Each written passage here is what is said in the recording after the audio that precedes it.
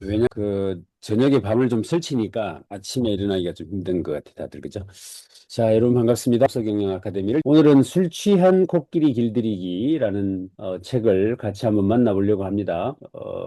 이 아잔 브라흐마라고 하는 이제 영국 런던 출생이고 캠브리지 대학에서 물리학을 하신 분이에요.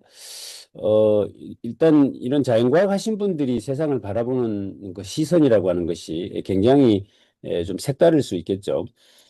교사 생활을 하다가 태국으로 건너가서 이제 수행승이 되셨는데, 스승 이 아잔타라고 하는 분으로부터 이제 가르침을 받고 그분이 돌아가신 후에 이제 이렇게 인정받으신 분으로 알려져 있습니다. 일단 술 취한 코끼리를 왜 길들이려고 하느냐, 뭐 이런 논리적 사고를 가지고 이 책 제목을 들여다보면 아주 이게 설명이 잘 안 돼요. 코끼리가 술을 뭐 얼마나 먹었으면 그렇게 취했겠나, 뭐 이런 생각이 들 수도 있고, 또 그거 뭐 어떻게 길들일 수나 있겠나, 뭐 이런 생각이 들 수도 있고 해서, 일단 여기 보면 코끼리를 갖고 싶은 사람, 코끼리에 대한 갈망, 어떤 사람은 코끼리를 엄청 갖고 싶었다는 거예요. 이제 그 코끼리를 가진다라는 것만 생각하면 머리가 뜨거워지고 막 이렇게 그런 신이 나는 거죠. 네. 그런데 현실적인 문제가 뭐예요? 과연 그 코끼리가 나에게 생긴다 한들 그 코끼리를 내가 키울 수나 있겠냐라는 거죠. 제가 어제 그 구리삼 찾아봤잖아요. 코끼리 몸무게가 4톤에서 5톤 정도 된대요. 거기다가 한 번 먹으면 80kg 정도의 음식을 섭취한답니다. 제일 문제가 뭐냐면 똥을 한 번 싸면 120kg를 싼다는 거예요. 그러니까 이 동물원에서 이 코끼리를 사육하는 분들이 똥 120kg 치우려면 아주 죽을 똥을 싼답니다. 우리가 살면서 욕망을 가지죠. 아, 이거 한번 해보고 싶어, 저거 한번 해보고 싶어. 그런데 막상 그것이 이루어졌을 때의 어떤 나의 현실적인 한계, 뭐 이런 것들을 한번 되짚어 보죠. 이분이 이 책을 통해서 하려고 하는 이야기는 코끼리를 포기할 수 있는 마음, 이것이 중요하다라고 이제 이야기를 합니다. 뭐 일종 뭐 내려놓기 뭐 이렇게 생각을 하시면 조금 쉽게 이해가 될 것 같고요. 자, 여기서 두 가지는 기억을 좀 하셔야 될 내용입니다. 우리 사람에게는 두 가지의 자유가 있다 이 말입니다. 네, 그 첫째의 자유가 욕망을 가질 수 있는 자유가 있다는 거죠. 이거 한번 해보고 싶어, 저거 한번 해보고 싶어, 이거 가지고 싶어, 어디에도 한번 가보고 싶어, 뭐 이런 등등의 욕망을 가질 수 있는 자유가 누구에게나 있죠. 그런데 그것을 가지는 것까지는 자유인데 그것을 가지려고 하는 순간 우리는 이제 구속되기 시작하죠. 예. 그래서 정작 자유를 행사했는데 자유를 뺏겨버리는 문제가 생겨납니다. 근데 이제 이분은 여기서 욕망으로부터 자유를 이야기합니다. 그래서 욕망 자체에서 벗어나는 자유가 그게 진정한 자유다. 그죠? 그래서 이 욕망을 가질 수 있는 자유와 욕망으로부터의 자유, 이 두 가지의 자유가 있다라는 것, 이것을 우리가 기억을 하면서 살면 우리의 행동을 결정하기가 굉장히 용이해질 것 같아요. 내가 이것을 놓아버리는 것도 자유다라고 생각하는 순간 무엇을 놓을 수 있게 되겠죠. 자, 여기서 술 취한 코끼리가 뭐냐? 이루어지지 못한 욕망, 그러니까 당신과 나의 마음속에 현실로 이루어지지 못한 어떤 코끼리, 이것을 우리는 이루어지지 못한 욕망이라고 하고, 네, 마음의 주인, 술 취한 코끼리가 어느덧 내 마음의 주인이 되어버리죠. 그러니까 이루어지지 않은 어떠한 욕망. 그래서 그것이 나에게 슬프고 나를 어수선하게 만들죠. 흡사 내 인생이 술 취한 사람처럼. 그것이 뭐예요? 어느 순간 내 인생의 주인이 되어버려져 있는 모습. 아, 저거 해야 되는데라고 생각하면서 그것 때문에 맨날 스트레스 받고 그것 때문에 막 짜증을 내고 막 이렇게 살아가는 어떤 모습. 이게 이제 술 취한 코끼리가 내 마음의 주인이 되어버린 모습이다. 불행한 코끼리. 그러니까 이루어지지 못한 코끼리는 불행한 코끼리가 된다라는 거죠. 어, 그런데 정작 그 코끼리가 나에게 생긴다 한들 그것을 감당도 못 하잖아요. 아마 생긴다 하면 내가 먹는 음식 쌀 한 가마니면 1년 먹을 텐데 코끼리는 한 끼에 다 먹어버리면 그건 무슨 재주로 다 갖다 그걸 내가 대야겠냐라고 본다면 오히려 또 불행해지는 코끼리. 술 취한 코끼리는 불행한 코끼리는 행복의 부재라는 쓰디쓴 술에 취한 상태가 된다. 그래서 우리가 뭔가를 이루겠다라는 욕망을 가지고 막 살아가는데 그게 안 되니까 그것 때문에 좌절하고 고통받고 이러면서 막 살아가고 있는 어떠한 모습, 이걸 이제 술 취한 코끼리다라고 지금 비유를 하고 있는 것이라고 본다면 이제 오늘 제목은 어느 정도 이해가 되셨을 것 같습니다. 어떤 사람이 칠리고추, 우리나라로 보면 청양고추, 그래, 청송 영양고추. 이 청양고추가 엄청 맵잖아요. 이 칠리가 이제 그런 고추인데, 이걸 매운 고추를 계속 먹더라는 거예요. 왜 그렇게 먹냐 이랬더니 계속 찾다 보면 단 고추가 나올지도 모르잖아요. 이러면서 계속 울면서 먹더라는 거죠. 이게 흡사 뭔가를 향해서 막 열심히 살고 있는 어떤 사람. 그거 왜 그러냐? 좀 편하게 살지 이러면. 이거 혹시 아냐? 뭐 이거 하다 보면 좋아질런지 뭐 이러면서 계속 그 짓을 하고 있는 어떤 사람을 생각나게 하는 그런 이야기가 여기 적혀 있어요. 그래서 혹여라도 내가 지금 하고 있는 어떤 행위가 흡사 칠리고추를 계속 먹으면서 눈물 흘리면서 울면서 그걸 먹고 있으면서 혹시라도 그것 때문에 좋은 일이 생길란가 싶어가 그 행위를 계속하고 있다면 흡사 매운 칠리고추를 계속 찾고 있는 사람과 다를 바가 없다. 이렇게 우리가 삶에서 어떤 일을 하든 그것은 곧 행복을 찾아 나서는 일이다. 문제는 우리가 잘못된 장소에서 그것을 찾고 있다는 점이 문제다. 이렇게 적고 있습니다. 그래서 어, 우리도 식당 가보면 그 청양고추 먹으면서 계속 그 눈물을 질질 짜면서도 계속 그 청양고추를 먹는 사람들 더러 보죠. 그죠? 그래서 보면 삶의 영원함에 대한 망상, 가장 큰 어리석음이 뭐냐? 현자들이 가장 큰 어리석음으로 꼽는 망상은 삶이 영원히 지속될 것이라는 착각이다. 세속적 삶의 목적은 기쁨과 즐거움을 추구하는 것이고, 그리고 부의 축적뿐이다. 죽음의 관점에서 보면 삶에서 우리가 행하는 이 모든 행위들은 두말할 나위 없이 바보 같은 짓이다라고 적고 있는데, 여기 이제 재밌는 사례가 소개가 됩니다. 이 아소카 왕과 이 비타쇼카라고 하는 사람의 이야기가 소개가 되는데, 이 아소카 왕이라는 왕이 있고, 그 밑에 동생이, 쾌락을 매우 탐닉하는 동생이, 비타쇼카라는 사람이에요. 어느 날 왕이 옷을 벗어놓고 갔는 거죠. 이제 이게 일부러 왕이 동생을 좀 깨달음을 얻게 하려고 신하들하고 짜고 약간의 작전을 짠 겁니다. 그래서 왕이 이제 옷을 벗어놓고 외출을 해요. 이때 신하들이 그 동생 비타쇼카한테 저 왕옷 한번 입어봐라. 막 이제 이렇게 되는 꼬시는 거죠. 이렇게 하니까 이제 그 옷을 입었는 거예요. 그때 갑자기 왕이 나타나가지고 왕의 권위에 도전했다 이래가지고 네가 감히 내가 없는 틈을 타서 내 옷을 입고 왕 노릇을 했으니 반역죄다 이래가지고 당장 죽이겠다고 해요. 그러니까 이 사람은 이제 얼떨결에 그 마음속에 뭐가 있는 거예요. 그 화려함, 왕의 어떤 이런 것들에 대한 그 어떤 동경이 있었던 거죠. 그러니까 그것을 잠깐 입어봤을 뿐인데 재수 없이 이제 왕에게 걸린 거죠. 그래서 그 반역죄를 물어가지고 아소카는 이 비타쇼카한테 7일 동안 죽이겠다고 했는데 7일 동안 유예 기간을 주면서 대신에 7일 동안 왕의 권력과 쾌락을 네 마음대로 다 누려라. 그런데 그 7일이 끝나면 너를 죽이겠다 이렇게 말을 한 거예요. 네. 그때 이제 이 동생이 그걸 깨닫게 됩니다. 그러니까 7일 후에는 죽을 건데 나에게 왕 노릇을 하면 뭐 하냐는 거죠. 7일 후면 죽을 건데 그래서 7일 후든 70년 후든 결국 죽는다는 사실을 알게 되면 어떤 감각적 즐거움도 다 의미가 없는 것이다라는 것을 깨닫게 되었다라는 이야기이죠. 이제 형이 그걸 깨닫게 하려고 이런 약간의 이 작전을 짰던 것인데 어떻습니까? 그러니까 우리가 죽음이라는 것을 깨닫게 되어지는 순간 우리가 그렇게 가지려고 하는 코끼리라고 하는 어떤 그 허상이라고 하는 것들은 다 의미가 없을 수도 있다라고 하는 이야기고 뭐 그런데 돌이켜 보면 어떤 철학자도 어떤 성인도 결국에 모든 이야기의 전제는 죽는다는 사실을 전제로 어떤 논리를 또 말씀을 하고 계신다라고 본다면 지금 이 순간이라는 시간이 이제 소중해지고 이 순간을 어떻게 행복하게 살 것이냐에 대한 이야기도 답이 자명해진다라고 볼 수 있겠죠.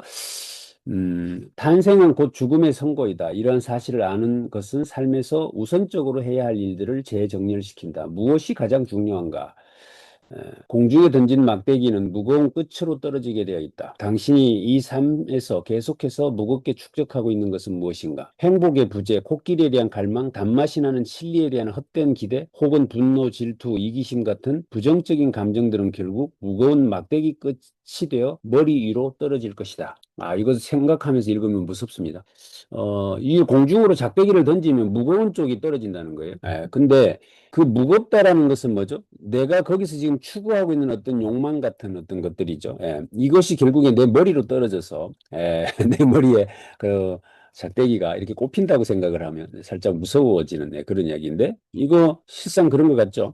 돈을 막 쫓아서 사는 사람은 결국 돈 때문에 죽게 되고 뭐 명예를 쫓아서 막 뛰어갔던 사람들은 그 명예 때문에 결국에 죽게 되고 최근에 정권이 바뀌면서 그 높은 자리에서 호의호가하던 사람들이 한순간 몰락해가는 모습들을 여러분들 매일같이 지켜보고 계시죠. 이런 것들을 이렇게 우리가 보게 되면 지금 이 이야기가 굉장히 실감 있게 와닿는다는 생각이 듭니다. 세상에 행복은 존재하지 않는다는 사실을 알게 됨을 기뻐하라. 이게 이제 이분 스승이, 이 아잔차라고 하는 스승이 가르쳤던 내용이라는 거예요. 그러니까 이 세상에 행복은 존재하지 않는다는 사실을 알게 된 것을 기뻐해라. 그래서 세상의 행복을 추구하는 것은 추한 얼굴을 가리기 위해 거울에다 화장을 하는 것과 같다. 우와우. 그러니까 지 얼굴에다 화장을 해야 되는데 자꾸 거울에다가 화장을 하고 앉아서는 이뻐지려고 하고 있다. 뭐 이런 이야기인데 거울 앞에 서 있는 동안은 만족스럽지만 거울을 벗어나 다른 곳으로 가는 순간 추한 얼굴이 나타나고야 만다라는 이야기를 하고 있습니다. 자, 그래서 진정한 만족이란 뭐냐? 원하는 것을 소유하는 것, 욕망의 자유, 욕망으로부터의 자유, 원하는 마음으로부터 해방되는 것.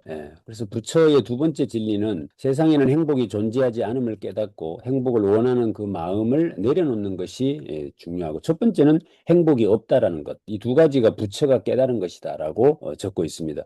그래서 여기서 원한다는 것은 고통이다. 욕망은 고통이다. 이렇게 이야기를 하고 있습니다. 그래서 혹시 이제 자기계발 서적을 많이 읽으신 분들 입장에서 보면 굉장히 혼란스러워질 수 있는 책이기는 합니다. 그렇지만 결국 뭐죠? 내가 진정 원하는 것을 원해야 된다라는 논리가 여기서 가능해지는 것이죠. 내가 원하는 것이 아니라 남이 원하는 것을 쫓아서 막 이렇게 살아가고 있다면 그것은 그 욕망이 결국 나를 구속하게 되고 내가 행복해질 수 없다라는 논리가 가능해지죠. 그러니까 저 원하는 것이 진짜 내가 원하는 것인지 아니면 남들이 좋다고 하니까 원하는 것인지를 좀 구별해 볼 필요는 있겠다 생각이 듭니다. 벽돌 두 장, 이것도 아주 재밌는 이야기예요.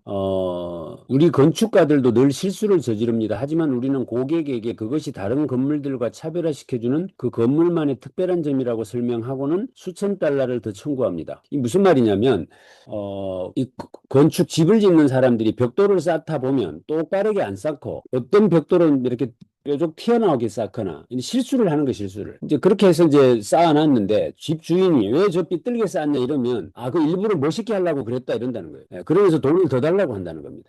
자, 그러면 우리 인생도 그렇다는 거죠. 누가 볼 때는 삐뚤게 보여지는 어떤 부분이 있죠. 좀 못나 보이는 부분도 있고 뭐 이런 이 부분을 너는 어떻게 생각하느냐는 거예요. 그게 잘못된 것이라고 생각하고 그걸 뜯어 고치려고 막 하면서 살지 마라 이런 이야기가 될 것 같은데 여러분들은 어떻습니까? 그래서 제가 가지고 있는 어떤 결점 또는 부족한 점 이런 것들을 욕망이라는 이름으로 그걸 채우려고 막 애쓰면서 이렇게 살지 마라 이제 이런 이야기가 오히려 그것을 일부러 그랬다 뭐 이렇게 이야기하고 좀 당당하게 이렇게 살아라. 그러면 네가 자유로워질 수 있겠다. 뭐 이런 생각을 한번 해보게 하는 그런 이야기인 것 같습니다. 김 원장님은 어떤 벽돌이 삐뚤어져 있나요? 이 컷하다가 짝짝이 되는 스타일입니다라고 얘기합니다. 굉장히 좋은 비유네, 그죠? 이게 커트하다가 잘못 자르면, 일부러 그랬다고 한다고. 돈을 더 달라 합니까? 자, 대박, 대박이다, 그죠? 좋습니다. 그래서 당신 집의 특별한 점은 어쩌면 실수에서 비롯된 것일지도 모릅니다.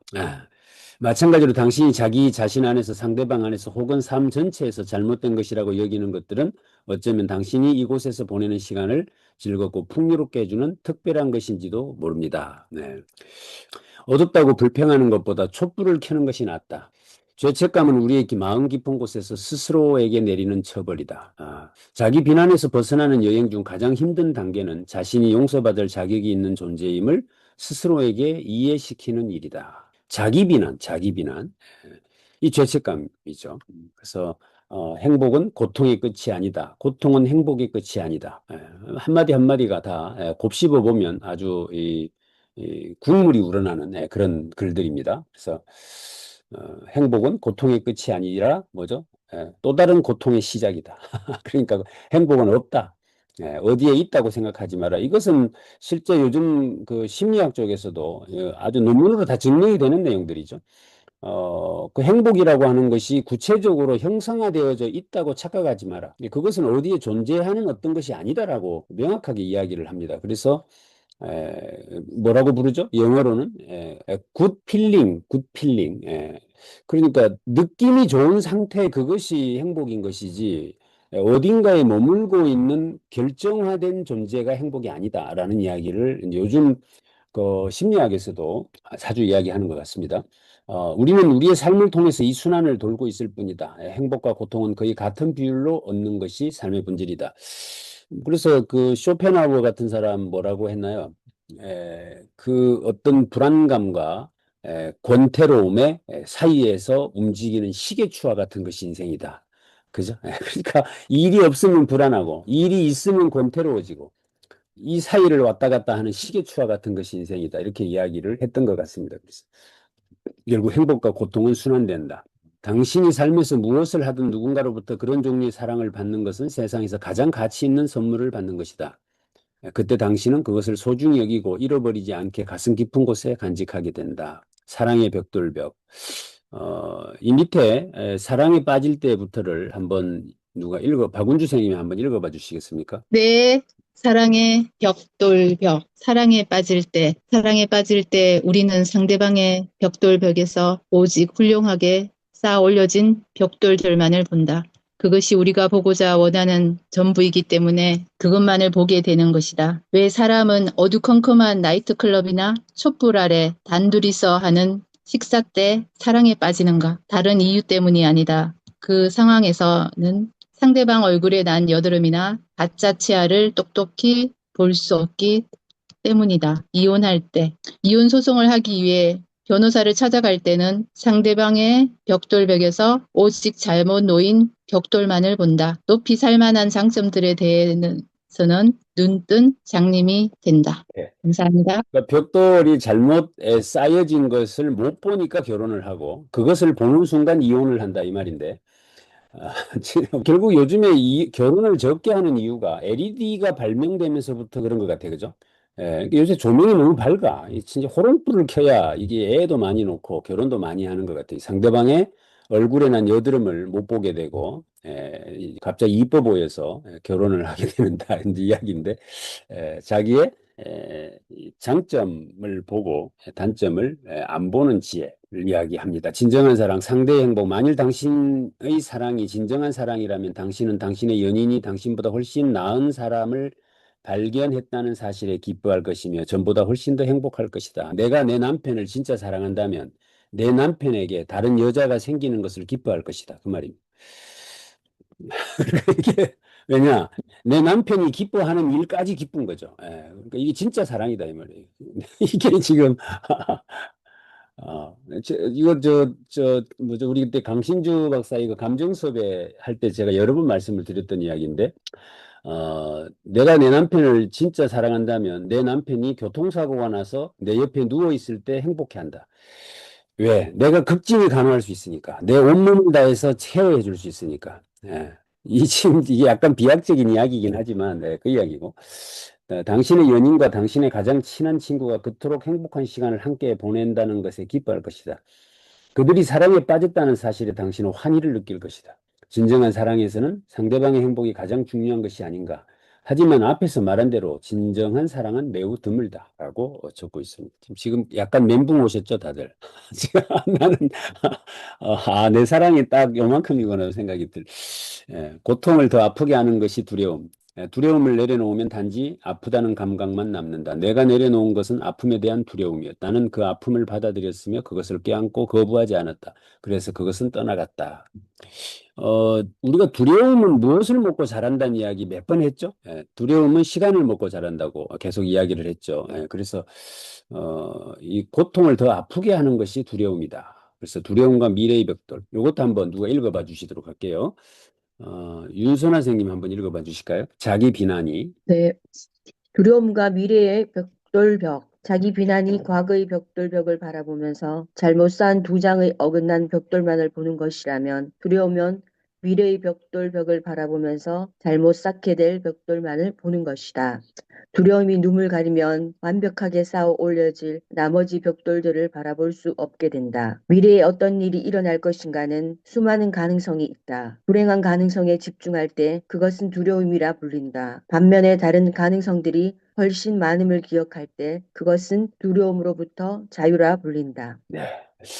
감사합니다. 감사합니다. 뭐 설명이 필요 없죠. 예, 그러니까 두려움이 눈을 가리면 완벽하게 쌓아 올려질 나머지 벽돌들이 보이지 않게 된다. 이렇게 협상하는 수행자. 그러니까 수행자의 종류를 여기 적어드리고 있어요. 내가 10분 동안 마음을 내려놓을 테니 너 고통은 사라져줘 한다. 알겠지? 그것은 고통을 내려놓는 것이 아니라 고통을 제거하려고 노력하는 것이다. 이게 이제 협상하는 수행자고, 받아들이는 수행자는 고통이여 네가 나에게 무슨 짓을 하든 내 마음의 문은 너에게 언제나 열려 있다. 안으로 들어와라. 라고 그 고통까지도 같이 안아버리는 사람. 예. 이 두 가지로 이제 구별을 해서 이야기합니다. 사람들이 추구하는 행복 안에는 본질적인 고통이 있음을 이해해야 한다라고 소개하고 있습니다. 나의 미친 마음, 사랑하는 나의 미친 마음이여 내가 나를 파괴하고 파멸에 이르게 할지도 모르지만 나는 너에게 어떤 나쁜 마음도 갖고 있지 않다. 내가 무슨 짓을 하든 나는 너를 사랑한다. 화를 내는 대부분의 경우는 기대가 무너진 데서 촉발한다. 요거는 좀 기억을 해 주셔야 되죠. 그러니까 화를 내는 대부분의 경우는 기대가 무너지는 데서 촉발한다. 그러니까 기대를 안 가지는 것이 화를 안 내게 되는 것이죠. 문제는 화를 낼 때 우리는 화를 즐긴다는 것이다. 이게 이제 중독성을 가진다는 거죠. 왜냐하면 화를 내는 그 순간 약간의 쾌감을 느끼거든요. 그러니까 그것이 나를 중독시킨다 이런 이야기인데, 그래서 묘한 쾌감이 있다. 그러나 화에는 위험도 따르며 그 결과는 쾌감의 정도를 능가한다. 분노의 열매가 무엇인가를 깨닫고 그것을 내려놓아야 한다. 고통 역시 분노를 먹고 사는 악마다. 우리가 마음속에 화를 내면서 고통이 어서 물러가라 라고 소리를 지른다고 그 고통이 물러나는 것이 아니라 그 고통은 오히려 몇 센치씩 더 커진다. 이렇게 적고 있습니다. 자, 이게 이제 베트남과 라오스, 캄보디아가 며칠 간격으로 공산주의자들의 손에 넘어갔던 이야기를 적어 놓고 있어요. 그 다음에는 이제 태국이 공산화 될 것이다라고 해가지고, 이때 이제 아잔차 자기 스승에게 고언을 들으려고 태국 정부에서 찾아왔던 모양입니다. 그때 이 아잔차라고 하는 이분의 스승이 그 태국 정부에게 세 가지 전략을 제시해 줬대요. 그 첫째가 자제해라. 공산주의자들을 공격하지 말라는 거예요. 둘째는 용서해라. 공산주의자를 지원한 사람들을 무조건적으로 사면해라. 그리고 근본적인 문제를 해결해라. 왜 이 사람들이 공산화 하려고 하느냐에 대한 근본적인 원인이 있다는 거죠. 그게 그 사람들을 차별했거나 그 사람들이 못 살고 있기 때문에 그런다는 거예요. 그러니까 그 사람들이 잘 살 수 있도록 평등하게 대해줘라. 이 세 가지 대안을 제시했다는 겁니다. 그래가지고 이제 이 게릴라들이 산속에 숨어 살았잖아요. 이 사람들을 한두 명씩 잡히잖아요. 태국 정부에 잡히면 이 사람들을 다 용서를 해주고 그 게릴라들이 숨어 있는 그 동네에도 길을 내주고 뭐 이렇게 했다는 거예요. 그랬더니 태국이 동산화가 안 됐다. 그 이야기를 지금 소개를 하고 있는 겁니다. 이게 지금쯤에서 사실은 한번 우리나라도 이거 한 번 정도 생각을 해봐야 될 타이밍이라는 생각을 하죠. 지금 이제 피해 보복이 시작이 됐죠.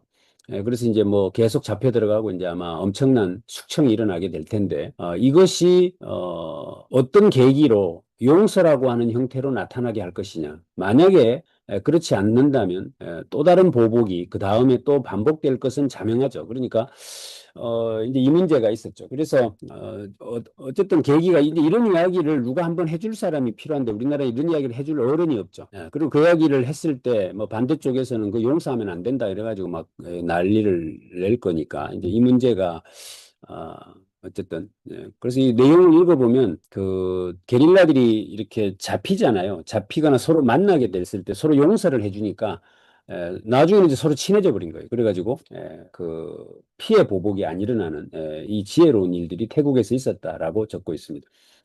트럭에서 당신들은 그 일을 해서 얻는 게 무엇인가요? 행복입니다. 부인, 행복이지요. 절망은 우리 모두가 통과해야만 하는 과목이다. 내가 학교 교사로 재직할 때 학년말 시험에서 최하위를 한 학생에게 말했다. 누군가는 이 반의 30명 중에 30등을 해야만 합니다. 올해는 내가 그 영웅적 희생자 역할을 맡게 되었고 다른 학생들은 반에서 꼴찌를 하는 불명예로 고통받을 필요가 없게 되었습니다. 불교에는 오래된 우화가 있습니다. 한 남자가 밀림에서 두 마리 코끼리에게 쫓겨서 달아나고 있었는데 코끼리는 인간보다 훨씬 더 빨리 달리며 게다가 인간을 공격하기까지 합니다. 코끼리들이 그를 거의 덮치려고 하는 순간 남자는 길 옆에 우물 하나를 발견했고 그 절망 속에서 그는 우물 속으로 몸을 던졌는데 우물 속으로 뛰어드는 순간 그는 큰 실수를 했음을 알게 되었다. 우물은 말라붙었고 그 밑에는 커다란 뱀이 또아리를 틀고 있었다. 본능적으로 우물 벽으로 손을 뻗어 거기 나뭇가지를 붙잡게 되었는데 뱀이 물려고 밑에서 혀를 날름거리고 있고 코끼리는 자기를 잡아먹으려고 위에서 코를 벌렁거리고 그러는 중에 나뭇가지를 쥐가 갉아먹고 있고 그런데 그 위에 벌통이 하나 있는데 거기서 꿀이 한 방울씩 뚝뚝 떨어지더라. 그래서 그 꿀을 혀를 내밀어서 받아먹고 있는 모습, 이게 우리 인간들이 사는 모습이다. 이제 이 이야기를 지금 하고 있죠. 그래서 그러면서 이제 뭐 역시 꿀은 맛있어 뭐 이런다는 거죠. 곧 쥐가 나뭇가지를 잘라서 자기는 밑에 독사들에게 떨어질 것이고 그렇다고 저 위에 코끼리가 있는 곳으로 나갈 엄두도 못 내고 뭐 이런 상태로 살아가고 있는 것. 이 이야기 결말은 뭐죠? 각자의 몫이다. 어떻게 하실래? 이걸로 토론을 한번 해보자고요. 그럼 어떻게 할 건지. 그래서 근데 문제는 뭐냐면 저 꿀맛도 못 본다는 게 문제 아닙니까? 어떤 놈은. 그러면서 이게 더 슬픈 거죠. 그래서 꿀맛도 못 보는 사람도 있으니까. 네, 삶에서 가장 중요한 일이 뭐냐? 지식을 쌓기, 중요한 일에 그 우선순위를 정하고 집중하기, 바쁘게 일하기, 연민 지니기. 이 모든 것들 중에서 가장 중요한 게 뭡니까? 지식 쌓기, 일에 집중하기, 그 다음에 연민 가지기, 그리고 바쁘게 일하기. 근데 이분은 여기서 연민이라고 이야기를 해요. 그러니까 당신 삶에서 가장 중요한 일은 무엇일까? 하루 중 당신이 가장 먼저 해야 할 일, 뭐 이런 것들 중에 결국 연민을 지니는 것이 아닐까요? 라고 적고 있습니다. 고통받는 존재를 보면 선한 자의 마음은 떨린다. 떨리기 때문에 연민이라고 한다. 이렇게 적고 있습니다. 어떻습니까? 이 프랑스 사상가이자 수학자 파스칼은 인간의 모든 문제는 조용히 앉아있는 법을 모르는 데서 온다. 나는 그 말을 이렇게 덧붙이고 싶다. 그리고 언제 조용히 앉아 있어야 하는지를 모르는 데서도 온다. 라고 적고 있습니다. 그래서 가만히 앉아 있는 법을 모른다. 이렇게 입을 다물고 있어야 할 때를 모른다. 이렇게 막 아무 때나 떠들고 이제 이런다라고 본다면 가만히 있는 꼴을 못 본다. 뭐 이렇게 적고 있습니다. 우리 삶에서 해결책이 없는, 따라서 문제라고 할 수도 없는 일들을 걱정하느라 얼마나 많은 시간을 허비하는가. 어떤 것이 문제라면 거기에는 반드시 해결책이 있기 때문에, 하지만 여기에 보면 중동에는 해결책이 없습니다라고 했다는 거예요. 어떤 사람이 중동에 있잖아요. 지금 중동, 이란과 뭐 이스라엘 이런 전쟁하는 중동에는 아무 문제가 없습니다. 이렇게 하더래요. 그리고 왜 지금 복잡한데 왜 문제가 없다고 하십니까? 이러니까 해결책이 없잖아요. 해결책이 없는 건 문제가 아닙니다. 이러는 거예요. 해결책이 있어야 문제다. 이런 거죠. 그러니까 해결이 안 되는 것을 그걸 문제라고 할 수 없다. 이렇게 말한다. 자, 뭐 엄청난 이야기죠. 그죠? 그래서 나는 지금 해결책이 없는 것을 문제라고 생각하고 살고 있을런지도 몰라요. 그죠? 그러니까 어쩌면 이 말을 다시 바꾸면 나는 문제가 하나도 없는 사람이다라고 할 수도 있는 것이죠. 어떤 결정을 내려야만 하는데 그 결정에 대해 확신이 서지 않을 때 잠시 길가에 멈춰서서 기다릴 필요가 있다. 머지않아 우리가 기대하지 않았던 순간에 하나의 해결책이 다가올 것이다. 모든 해결책은 그 자체의 목적지를 가지고 있다. 늘 깨어있도록 노력하라. 모든 일이 자연스럽게 흘러가게 놓아두라. 온갖 놀랍고 희귀한 동물들이 물을 마시러 그 연못으로 올 것이며 그대는 모든 존재의 본성을 뚜렷이 볼 것이다. 기이하고 경이로운 것들이 수없이 오고 가는 것을 볼 것이다. 하지만 그대는 고요할 것이다. 이거 되게 재밌어요. 이번에 휴가 가가지고 절대 이런 일을 하지 않으시기를 바랍니다. 대학생이던 시절 한 해의 여름방학 대부분을 스코틀랜드 고산지대에서 야행을 했다. 산이 주는 고요와 평화, 아름다움에서 내 마음은 기쁨을 찾았다. 그때 저만치 앞쪽에 작은 차 한 대가 절벽 가까이 세워져 있는 것이 눈에 띄었다. 나는 그 차의 운전자 역시 그날의 아름다움에 이끌려 잠시 차를 세우고 신들의 전기를 들이마시고 있을 것이라고 생각했다. 근데 가까이 가봤더니 차 안에서 신문을 읽고 있더라. 신문이 너무 커서 그 주위에 아무것도 볼 수 없었다. 바다와 절벽과 바위섬과 초원을 바라보는 대신 그가 볼 수 있는 것은 전쟁과 정치인들의 얼굴, 스캔들과 스포츠가 전부인 신문을 쳐다보고 있었다. 그래서 손가락으로 확 신문을 찔러버리고 싶었다. 이 이야기의 내용. 자, 제가 아까 우리가 북새통 중앙독서경영 아카데미를 하는데도 책을 듣겠다라는 생각이 아침 일찍 일어나셔가지고 여기 들어왔는데도 내가 여기에 집중하지 않고 다른 일을 한다는 거죠. 그러니까 우리가 여행 가면 그 경치를 보려고 가는 게 아니라 사진 한 장 인증샷 찍고는 삼겹살 구워 먹고 내나 놀다가 오는 거죠. 저는 왜 삼겹살을 거기까지 가서 구워 먹냐? 여기 사 먹지. 이러면 또 거기서 구워 먹는 게 더 맛있다고 해요. 근데 사실은 제가 가면 거기에 경치를 보고 뭐 거기서 마음을 이렇게 힐링하고 이런 것들은 뒤로 빠지고 이 신문을 보고 앉았다는 이런 이야기도 굉장히 많은 것들을 생각하게 하는 것 같습니다. 그 신문의 폭이 넓었지만 두께는 아주 얇았다. 검은 잉크로 칙칙하게 인쇄된 그 신문지의 불과 2, 3mm 반대편에는 자연의 순수한 무지갯빛 환희가 펼쳐지고 있었다. 나는 배낭에서 가위를 꺼내 그가 들고 있는 신문의 작은 구멍 하나를 뚫어주고 싶었다. 이것도 재밌어요. 내가 아는 몇몇 사람들은 요거 한번 읽어볼까요? 원장님 한번 읽어봐 주실래요? 현재 순간의 음미. 내가 아는 몇몇 사람들은 밖에 나가서 식사하는 것을 즐깁니다. 그리고 가끔씩은 매우 비싼 레스토랑에 가서 고급 음식을 시켜놓고 거금을 치릅니다. 하지만 그들은 음식 맛을 음미하는 대신 함께 간 사람과 쉴 새 없이 잡담을 나누느라 그 특별한 경험을 허비해버립니다. 위대한 오케스트라 음악을 연주하는 연주회장에서 누가 떠들겠습니까? 잡담은 그 아름다운 음악을 감상하는 것을 방해할 것이고 아마도 당신은 연주회장 밖으로 쫓겨날지도 모릅니다. 감동적인 영화를 보고 있을 때에도 우리는 방해받는 것을 원치 않습니다. 그렇다면 왜 멋진 식당에서 훌륭한 음식을 맛보면서 무의미한 잡담을 열중하는가요? 혼자 말없이 식사를 할 때조차도 우리는 종종 그 순간을 의미하는 데 실패합니다. 공감하시죠? 그러니까 음식 먹으러 가서 음식 맛을 음미하는 것을 하지 않고 잡담을 하고 뭐 이제 그런다는 이야기인데, 그렇죠. 우리는 이 어색함, 약간의 그 정적이 흐르는 어색함을 견뎌내지 못하는 것 같아요. 그러니까 조금은 조용하면 막 불안해지고, 뭔가 막 말을 해야 될 것 같고, 막 이런 강박감 같은 것들이 있는 것 같아요. 그래서 앞으로 식당에 가시면 말하지 말고 음식 맛을 좀 즐기는 것이 필요하지 않을까 이 생각도 해봅니다. 근데 우리는 그 식사 시간이 아니면 대화할 시간이 부족하니까 아마 그걸 채우는 시간인 것 같기도 하고. 자, 이것도 아주 우리가 한번 이렇게 되씹어 볼 만한 재밌는 이야기입니다. 이거 한번. 또 다른 라디오 상담 프로에서 한 청취자가 내게 질문했습니다. 저는 결혼을 했는데 다른 여자와 관계를 맺고 있습니다. 아내는 이 일을 전혀 모릅니다. 아무 문제가 없을까요? 당신이라면 무엇이라고 답변하겠습니까? 나는 말했습니다.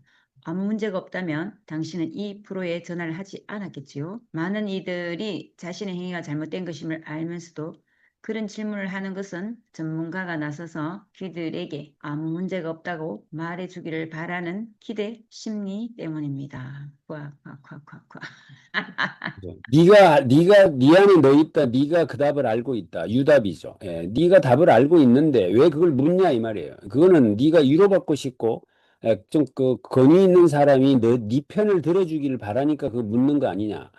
그러지 말라는 거죠. 네 양심의 소리에 귀를 기울여라. 이제 이런 이야기를 지금 하고 있는 것 같습니다. 내가 답을 모르는 건 아닌데 자꾸만 이제 누군가에게 그 인정받고 싶은 욕구 또는 뭐 약간 위로받고 싶은 이런 심리가 굉장히 의타적, 어딘가에 의존하려고 하는 이런 것들을 만들어낸다. 여러 해 전 저는 제 인생에서 가장 행복한 시간을 보냈다. 나는 다시금 말을 멈춰야만 했다. 저는 제 삶에서 가장 행복한 시간들을 보냈습니다.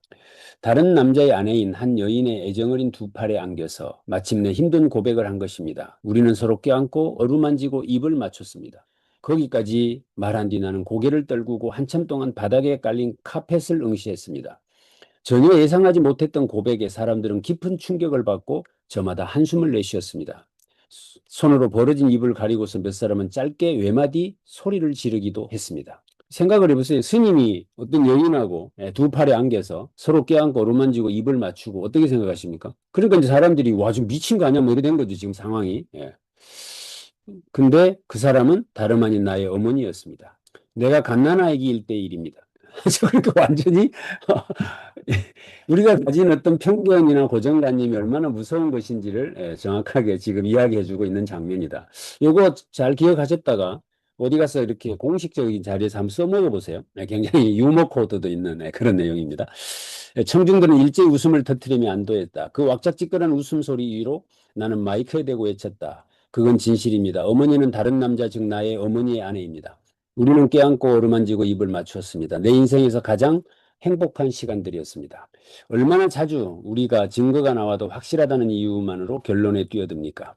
그리고 불행히도 그것이 잘못 내린 결론인 경우가 얼마나 많은가요?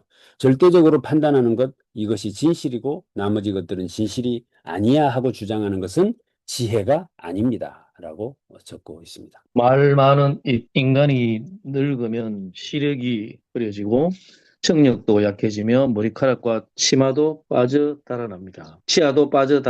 다리는 허약해지고 손도 수시로 떨립니다. 하지만 해부학상으로 해가 갈수록 점점 강해지는 신체 기관이 한 군데 있는데 다름 아닌 우리의 말 많은 입입니다. 그렇기 때문에 가변가들은 생애 후반기에 이르러 더욱 정치인 기질을 드러내는 것인지도 모릅니다. 어떤 고무줄 새총을 잘 쏘는 사람에게 공중회의 때 말이 많고 반대하는 신하가 말할 때 닭똥을 쏴서 집어넣게 했다는 이야기가 있습니다. 감사합니다. 네. 내 대학 동창생 중 하나가 딸아이를 초등학교 입학시켰다. 7살짜리 아이들로 가득한 반에서 담임교사가 물었다. 세상에서 가장 큰 것이 무엇이죠? 한 어린 소녀가 대답했다. 우리 아빠요. 최근에 동물원에 다녀온 한 남자아이가 대답했다. 코끼리요.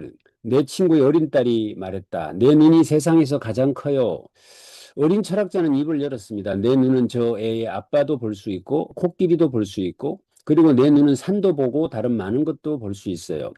이 모든 것들이 내 눈에 들어갈 수 있으니까 내 눈이 이 세상에서 가장 큰 것임이 틀림없어요. 지혜는 배움이 아니라 결코 가르칠 수 없는 것을 분명하게 보는 것이다. 누가 더 지혜로운 거죠? 네, 그러니까 눈이 가장 커요라고. 그래서 자 이것도 누가 한번 윤선아 선생님 한번 읽어봐 주실랍니까? 행복을 가리키는 손가락. 만일 여러분 중에 행복한 사람이 있으면 오른손을 들어주세요. 그리고 조금이라도 불행하다고 느끼는 분은 왼손을 들어주세요. 대부분의 사람들은 오른손을 들어 올립니다. 두세 명은 정말로 행복하기 때문이고 나머지 사람들은 자존심 때문에 그렇게 하는 것입니다. 내가 계속해서 말합니다. 이제 행복한 사람은 자신의 오른손 검지로 그 행복을 가르쳐 보이십시오. 그리고 불행한 사람은 왼손 검지로 그 행복을 가르쳐 보이십시오. 제가 볼 수 있도록 그것을 가르쳐 보이게 바랍니다. 청중들은 뚜렷한 방향 없이 위아래로 손가락을 오락가락합니다. 그러다가 옆 사람들도 비슷한 혼란에 빠져 있는 것을 발견합니다. 그제야 의미를 알아차리고 웃음을 터뜨립니다. 행복은 실제합니다. 불행도 실제합니다. 이것들이 존재한다는 데는 의심할 여지가 없습니다. 하지만 당신은 이러한 실체들이 당신의 몸 안 어디에 의지하고 있는지, 몸 밖 어디에 있는지, 아니면 대체 어디에 있는지 가르쳐 볼 수 없습니다. 네. 감사합니다. 이해되고 계시죠? 네, 그러니까 행복한 사람, 불행한 사람 손 들어보세요라고 하면 대부분 행복하다고 손을 든다는 거예요. 이유는 뭐죠? 일단은 남들이 보는 눈이 있으니까 불행하다고 자기를 표현할 수는 없잖아요. 그러니까 자존심 때문이거나 실제로 뭐 행복한 사람도 있겠죠. 어찌됐든 행복하다고 해요. 그러면 그 행복이 어디 있는지 가르쳐봐라 이러면 어디 있는지를 못 찾는 거죠. 예. 행복이 있는 건 틀림없는데 어디 있는지를 모른다. 그 이야기를 지금 하고 있는 것이고. 그래서 앞에서 부처님이 행복은 부재하다라는 것이 부처가 깨달은 첫 번째 깨달음이고, 이 똑같은 이야기를 지금 어떤 사례로 적고 계신 것 같아요. 아무것도 되려고 하지 마라.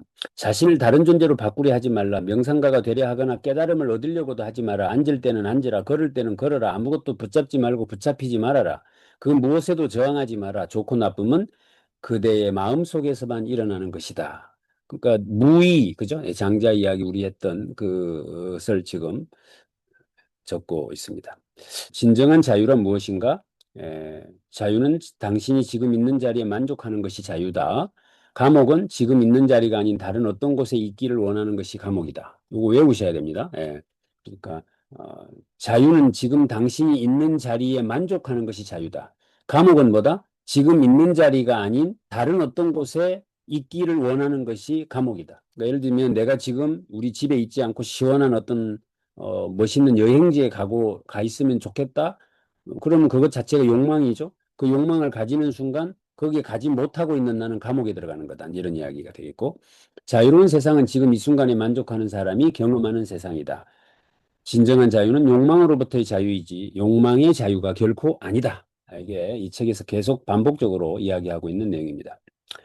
자, 여기 보면 만일 누군가 그대를 개라고 부르면 화내지 말라. 그 대신 그대의 엉덩이를 살펴봐라. 그곳에 개꼬리가 달려있지 않다면 그대는 개가 아니라는 뜻이다. 그러므로 그것으로 문제는 끝이다.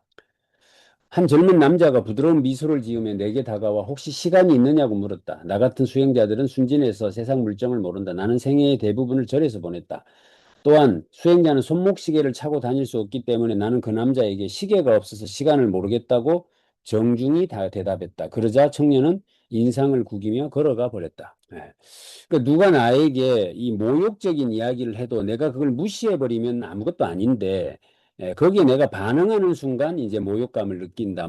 이것도 재밌는 이야기네.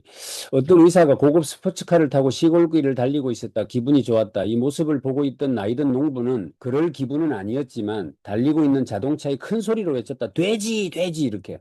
그러니까 그 의사가 농부를 보고 당신은 뭐가 그렇게 잘났다고 나보고 돼지라고 부르지? 라고 하는 순간 그 사람 고급 스포츠카가 도로에 서 있는 돼지하고 박은 거예요. 네, 그래서 차가 다 부서졌어요. 이게 농부는 솔직하게 돼지 조심해라 이 뜻으로 이제 말을 해준 건데 의사는 그 사람이 나를 보고 욕하고 있다고 생각한 거죠. 그래가지고 돼지하고 충돌해가지고 그 고급 스포츠카가 다 부서졌다면 그 이야기인 것 같아요.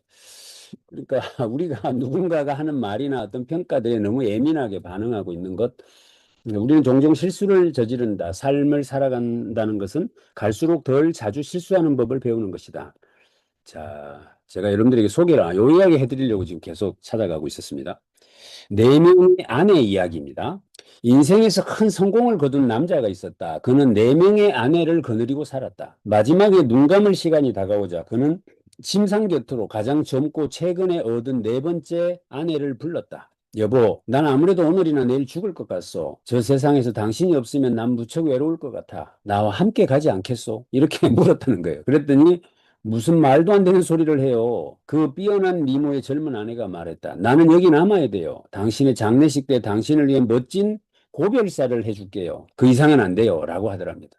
자, 두 번째, 4명의 두 번째, 세 번째 아내. 그러니까 4명 중에 지금 세 번째 아내에게 여보, 내가 곧 죽을 것 같아서 나랑 같이 갑시다. 이제 이렇게 이야기를 했더니 세 번째 아내가 그런 일은 절대로 없을 겁니다. 당신을 위해 성대한 장례식을 내가 치러주겠어요. 하지만 장례식 뒤에는 당신의 아들들을 따라가겠어요. 라고 하더랍니다. 두 번째 아내에게 여보, 내 곧 죽을 것 같은데 같이 갑시다. 이제 이렇게 이야기를 하니까 뭐 약속도 했잖아. 우리 이제 100년 해로 하기로 이제 이렇게 하니까 죄송해요. 난 당신과 함께 갈 수 없어요. 당신의 무덤이 있는 곳까지 가겠지만 그 이상은 갈 수 없어요. 라고 하더랍니다. 이때 남자는 망연자실했다. 결국 그렇게 살았던 사람들이 아무도 같이 갈 수 없다라는 사실을 이제 망연자실. 이제 마지막으로 이제 뭐예요? 첫 번째 아내에게 물은 거예요. 여보, 내 가야 되는데 같이 갑시다. 이렇게 하니까 당연히 당신과 함께 갈 거예요. 나는 생이 바뀌어도 언제나 당신과 함께 있을 거예요. 첫 번째 아내가 그렇게 대답을 했다라는 건데 이게 지금 단순히 아내가 아니고 여기서 첫 번째 아내는 무슨 의미고 두 번째 아내는 무슨 의미냐를 지금 이 책에서 설명을 합니다. 그래서 오늘 이것만 마무리로 말씀을 드리겠습니다. 자, 여기서 네 번째 아내는 누구냐? 명성이라는 거예요. 명성. 내가 그렇게 쫓아다니고 있는 어떤 명예, 명성 이것이 네 번째 마누라하고 똑같다. 그러니까 나하고 죽어서도 명성이 따라가지는 않죠. 그런데 뭐예요? 장례식 때 멋지게 그동안 이렇게 사시던 분이 이러면서 한마디 멋있게 해주는 거죠. 그게 명성이다. 그래서 명성을 쫓아다니는 것은 흡사 네 번째 마누라와 같은 것이다. 이제 이 이야기를 하고 있는 것이고 세 번째 아내는 뭐예요? 재산이라는 거예요. 재산. 어디까지 따라간다 그랬죠? 무덤까지는 따라갈게. 장례식을 멋있게 해주잖아요. 돈이 많은 사람들은. 그러니까 재산이라고 하는 것이 장례식을 화려하게 해줄게요. 이게 세 번째 와이프가 했던 이야기였잖아요. 이 두 번째 아내는 가족이라는 겁니다. 내가 당신 아들을 따라갈 거예요. 이 말을 했던 것이죠. 그러니까 가족은 이 두 번째 아내의 의미다. 그러면 첫 번째 아내가 뭐냐? 그게 바로 까르마라고 하는 것, 즉 업이라고 하는 것이다. 이야기를 하고 있습니다. 그러니까 너에게 주어진 어떤 것이에요. 그러니까 그것 자체를 어떻게 하려고 애쓸 것도 없이 그냥 그걸 그대로 받아들이면서 살아가야 하는 것이죠. 이제 이런 의미를 갖고 있다라고 적고 있습니다. 그래서 지금 나는 몇 번째 아내하고 살려고 애를 쓰고 있는지 한번 생각을 해보시고 반드시 두 번째, 세 번째, 네 번째 마누라는 배우자는 배신을 하고야 말 거다라는 사실을 우리가 기억을 하면 좋겠습니다. 수고하셨습니다.